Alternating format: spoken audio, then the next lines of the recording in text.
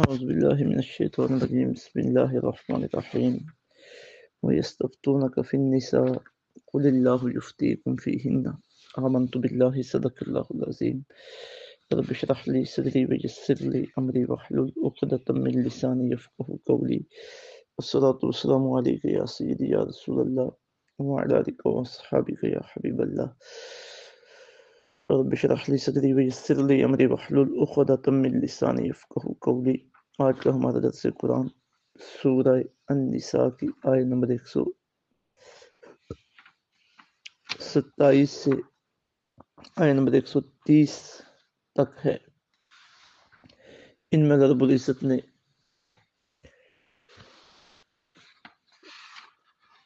یتیم بچیوں، کمزور لوگوں اور بیویوں میں سے جو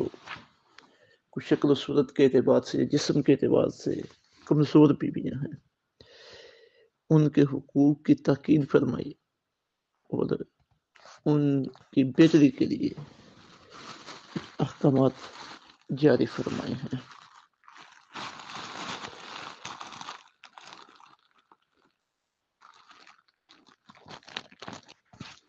ارشاد باری تعالیٰ ہے وَيَسْتَفْتُونَكَ، اور فتویٰ پوچھتے ہیں وہ آپ سے، فی النساء، عورتوں کے بارے میں، قل آپ فرمائیے، اللہ تعالیٰ یفتیکم، فتویٰ دیتا ہے تمہیں، فیہن، ان کے بارے میں، وما یتلا، اور وہ آیتیں جو پڑھی جاتی ہیں، علیکم، تم پر، فی الکتاب، کتاب میں یعنی قرآن پاک میں، فی یتام النساء، ان یتیم بچیوں کے متعلق، اللاتی لا تؤتونہن، جنہیں تم نہیں دیتے ہو، ما کتب لہن، جو حق بہر مقرر کیا گیا ان کے لیے، وترغبون، اور خواہش رکھتے ہو، ان تنکحوہن، کہ خود نکاح کر لو ان کے ساتھ، والمستضعفین، اور کمزوروں کے بارے میں، من الولدان، بچوں، کمزور بچوں کے بارے میں، وان تقوموا، اور یہ کہ قائم رہو تم، لیلیتام، یتیموں کے معاملے میں، بالقسط، انصاف پر، وما تفعلوا، اور جو کرو گے تم، من خیر، بلائی کے کاموں میں سے، فإن اللہ کان بہ علیما، تو یقیناً اللہ تعالیٰ اس کو خوب جاننے والا ہے۔ وإن امرأۃ، اور اگر کوئی عورت خافت، خوف کرے، من بعلها، اپنے خامن سے، نشوزن، اس کی زیادتی کا، او اعراضن، یا رو گردانے کی وجہ سے، فلا جناح علیہما، تو نہیں کوئی حرج ان دونوں پر، ان یصلحا، کہ صلح کر لیں، بینہما، آپس میں، صلحا، اور صلح ہی، والصلح خیر، اور صلح ہی دونوں کے لیے بہتر ہے۔ وحضرت الانفس، اور موجود رکھا گیا ہے نفسوں میں، الشح، بخل، وَإِن تحسنوا، اگر تم احسان کرو، وتتقوا، اور متقی بنو، فإن اللہ کان بما تعملون خبیرا، تو بے شک اللہ تعالیٰ جو کچھ تم کرتے ہو اس سے اچھی طرح باخبر ہے۔ وَلَن تستطيعوا، اور تم ہرگز طاقت نہیں رکھتے، ان تعدلوا، پورا انصاف کرو، بین النساء، اپنی بیویوں کے درمیان، ولو حرصتم، اگر جو تم اس کے بڑے خواہش مند بھی ہو، فلا تمیلوا، تو یہ نہ کرو کہ جھک جاؤ، کل المیل، بالکل جھک جاؤ ایک بیوی کی طرف، فتذروہا، اور چھوڑ دو دوسری کو، کالمعلقہ، جیسے وہ درمیان میں لٹک رہی ہو۔ وَإِن تصلحوا، اگر تم درست کر لو اپنا رویہ، وتتقوا، اور پرہیزگار بن جاؤ، فإن اللہ کان غفورا رحیما، بے شک اللہ تعالیٰ بخشنے والا اور رحم فرمانے والا ہے۔ وہیں یتفرقا، اگر دونوں میاں بیوی جدا ہو جائیں، یغن اللہ، تو غنی کر دے گا اللہ تعالیٰ، کل من سعتی، دونوں کو اپنی وسیع بخشش سے، وکان اللہ، اور ہے اللہ تعالیٰ، واسعا حکیما، وسیع بخشش والا اور حکمت والا۔ اب سب سے پہلے تو ان خواتین کی بات ہو رہی ہے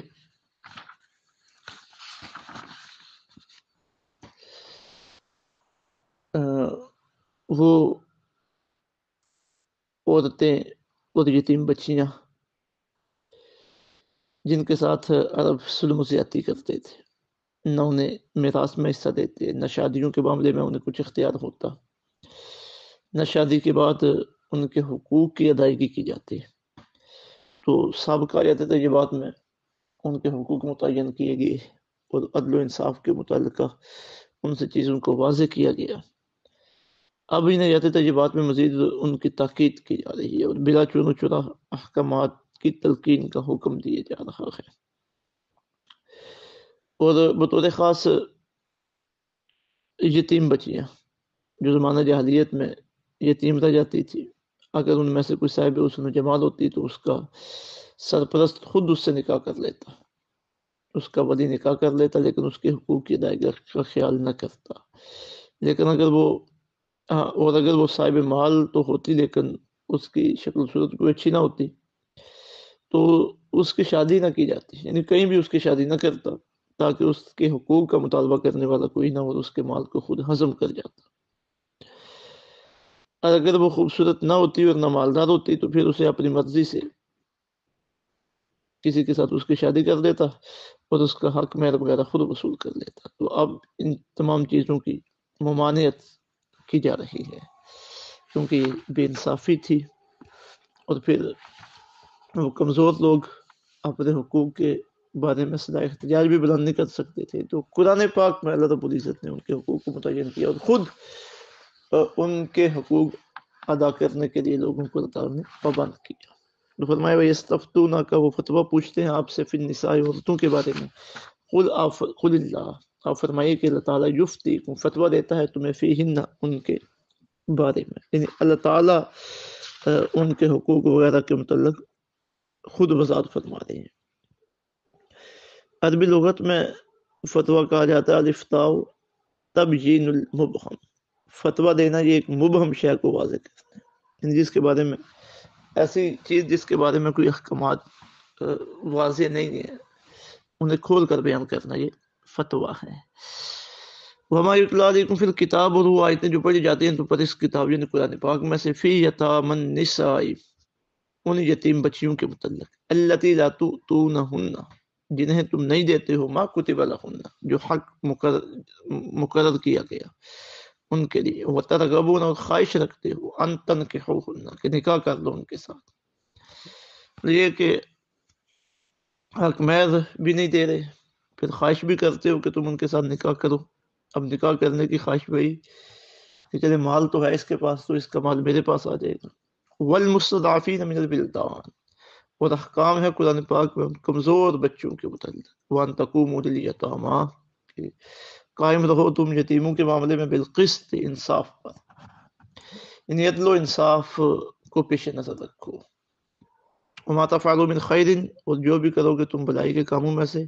فإن اللہ کان بہ علیما، یقیناً اللہ تعالیٰ اس کو خوب جاننے والا ہے۔ اب یہ جو کمزور یتیم لوگ ہیں ان کے ساتھ تم عدل و انصاف کرو گے، ممکن ہے یہ تمہیں اس کا بدلہ نہ دے سکے، بلند الفاظ میں تمہارا شکریہ نہ ادا کر سکیں، لیکن چونکہ کام یہ بہت بہتر ہے، خیر اور بھلائی کا کام ہے، تو اللہ تعالیٰ اسے جانتا ہے اور وہ تمہیں اپنی بارگاہ سے اس کا بدلہ دے گا، اپنی بارگاہ سے اس کا اجر دے گا۔ تو تم ان کی خدمت اور ان کے حقوق کا تحفظ اور ان کے ساتھ عدل و انصاف کرتے وقت اپنی توجہ اور امید اپنے رب کے ساتھ وابستہ رکھا۔ پھر آگے خواتین کے بارے میں ارشاد فرمایا جا رہا ہے، وہ خواتین جو کچھ شکل و صورت کے اعتبار سے اتنی خوبصورت نہیں ہے اور ان کا خاوند ارادہ کر چکا کہ وہ کسی دوسری بیوی کے ساتھ شادی کرے، تو اب اس کے لیے کیا حکمت عملی ہے کہ پہلے خاوند کے ساتھ وہ کیسے نباہ کرے، یا کوئی عورت بیمار ہو چکی ہے، اب خاوند کی خواہشات نفسانیہ کو پورا کرنے کے قابل نہیں رہی، تو اس طرح کی خواتین کے بارے میں اب کچھ اخلاقی نصیحتیں جو ہے نا وہ کی جا رہی ہیں۔ فرمایا بھائی امرأتن، اور اگر کوئی عورت خافت خوف کرے من بالها، اپنے خاوند سے، نشوزن زیادتی کا، یعنی اس کا خاوند اس کے ساتھ زیادتی کرے گا، اسے طلاق دے دے گا وغیرہ وغیرہ، او ارادن، یا روگردانی کی وجہ سے، فلا جناح علیہما، تو نہیں کوئی حرج ان دونوں پر کہ ان یصلحا، وہ صلح کر دیں، بینہما، آپس میں، صلح یعنی وہ آپس میں صلح کر دیں، مطلب کہ وہ عورت اپنے حق، اپنے حقوق خاوند کو معاف کر دے، بجائے طلاق کے بہتر یہ ہے کہ وہ اسی کے ساتھ موجود رہے اور حقوق جو لازمی طور پہ وہ معاف کر دے، خاوند اپنی مرضی سے اس کے حقوق جتنا چاہے ادا کرے، نان و نفقہ یعنی اخراجات معاف کر دے، اپنی باری کسی دوسری عورت پہ قربان کر دے جو وہ نہیں شادی کرنا چاہ رہا ہے، اور خاوند شادی کرنا چاہ رہا ہے تو اس کے راستے میں رکاوٹ پیدا نہ کرے، تو یہ فرمایا جا رہا ہے تاکہ اس کا نظام بھی اس کے ساتھ چلتا رہے، اور خاوند کی جو ضروریات ہیں، اس کے گھر کو سنبھالنے کی ضروریات، خواہشات کو پورا کرنے کا، آرام و سکون کا جو انتظام ہے وہ بھی چلتا رہے۔ تو فرمایا فلا جناح علیہما ان یصلحا بینہما صلحا، تو کوئی حرج نہیں ہے کہ دونوں آپس میں صلح کر لیں، والصلح خیر، اور صلح ہی دونوں کے لیے بہتر ہے۔ اللہ اکبر۔ اب دیکھیے نا، گھر بھی نہیں اجڑ رہا اور خامن کی ضرورتیں بھی پوری ہو رہی ہیں اور بیوی کی ضرورتیں بھی پوری ہو رہی ہیں، تو فرمایا گیا آپس میں صلح کر لو، اور صلح کرنا ہی بہتر ہے۔ وَأُحْضِرَتِ الْأَنفُسُ الشُّحَّ، اور موجود رکھا گیا نفسوں میں بخل، مطلب یہ کہ اب حقوق معاف کرنا، حقوق سے دستبردار ہونا، چاہے وہ مرد ہو یا عورت ہو، یہ مشکل ہے، کیونکہ کوئی بھی بندہ اپنے فائدے سے دستبردار نہیں ہونا چاہتا، نفسوں کے اندر بخل ہے، بخوشی وہ سے کیسے مادہ کر سکتا ہے، تو یہ ایک کمزوری ہے انسانی جسے آگاہ کر دیا گیا ہے کہ جب تم یہ کام کرنے لگو تو یہ کمزوری تمہارے راستے میں رکاوٹ ہے تمہارے۔ وَأُحْضِرَتِ الْأَنفُسُ الشُّحَّ، موجود رکھا گیا نفس میں بخل، وَإِن تُحْسِنُوا، اگر تم احسان کرو، وَتَتَّقُوا، اور متقی بنو۔ اب یہ مردوں کو ترغیب دی جا رہی ہے کہ بہتر یہ ہے کہ تم خواتین جو پہلے کمزور ہیں، ان کے پاس مال و اسباب بھی کچھ خاص نہیں ہے، وہ تمہارے ہی مدھونے ملتے ہیں، بجائے اس کے کہ وہ تمہیں کوئی اپنا حق معاف کر دیں، تم انہیں معاف کر،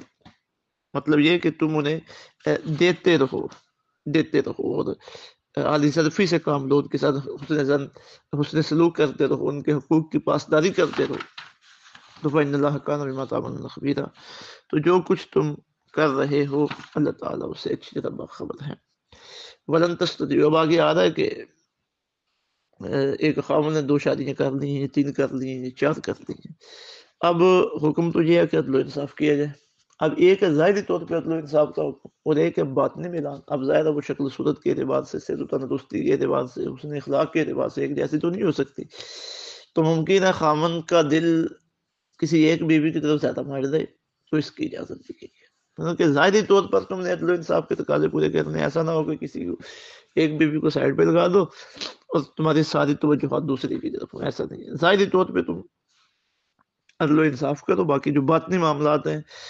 قلبی لگاؤ ہے، وہ اللہ رب العزت معاف فرمانے والا ہے۔ حضور رحمت العالم صلی اللہ علیہ وسلم کا اپنا اسوہ حضرت عائشہ رضی اللہ تعالیٰ عنہ آپ بیان کرتی ہیں، سنن ابو داؤد شریف کی حدیث نمبر 2134 ہے، فرماتے ہیں کہ آقا علیہ الصلوۃ والسلام اپنی بیویوں میں عدل و انصاف فرماتے تھے اور عرض کرتے تھے اللہم ھذا قسمی، یا اللہ یہ میری تقسیم ہے، فیما املکو، جس کا میں مالک، فیما املکو، جس کا میں مالک ہوں، فلا تلمنی، تو میرا مواخذہ نہ فرمانا، فیما تملکو ولا املکو، ان باتوں میں جن کا تو مالک ہے میں مالک نہیں ہوں۔ اور جو بندہ بیویوں کے بارے میں عدل و انصاف نہیں کرتا، اس کے بارے میں سنن ابو داؤد شریف کی حدیث نمبر 2133 ہے، اس میں آقا کریم صلی اللہ علیہ وسلم نے ارشاد فرمایا من کان لہ امراتان، جس کی 2 بیویاں ہوں،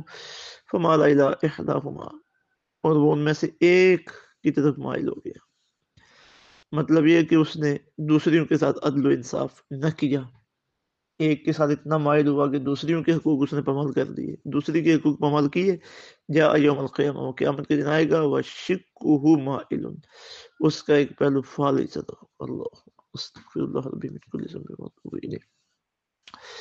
تو فرمایا ولن تستطیعوا، اگر تم ہرگز ولن تستطیعوا، اور تم ہرگز طاقت نہیں رکھتے کہ ان تعدلوا، کہ پورا انصاف کرو، بین النساء،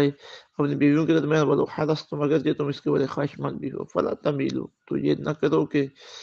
جھک جاؤ کل المیل، مکمل طور پر ایک بیوی کی طرف، فتذروها، اور چھوڑ دو دوسری کو کل اللہ کے جیسے درمیان میں لٹک رہی ہو، وان تصلحوا، اگر تم درست کر لو اپنا رویہ، وتتقوا، اور پرہیزگار بن جاؤ، فإن اللہ کان غفورا رحیما، بے شک اللہ تعالیٰ بخشنے والا اور رحم فرمانے والا ہے۔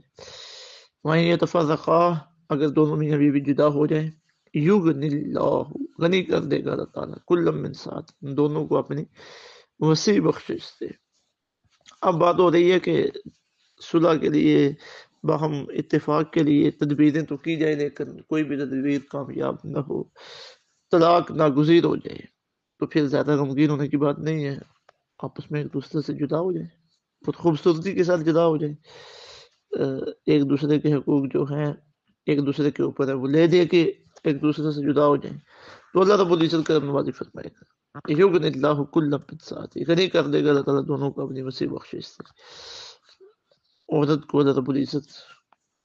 اس کے ساتھ تعاون کرنے والا خامن عطا فرما دے گا، اب اس کے خزانوں میں کیا کمی ہے، خامن کو ایسی بیوی عطا فرمائے گا جو اس کی آنکھوں کی ٹھنڈک ہوگی، وکان اللہ واسعا حکیمہ، اور اللہ تعالیٰ وسیع بخشش والا اور حکمت والا ہے۔ اللہ رب العزت عمل کی توفیق عطا فرمائے۔ وما علینا الا البلاغ۔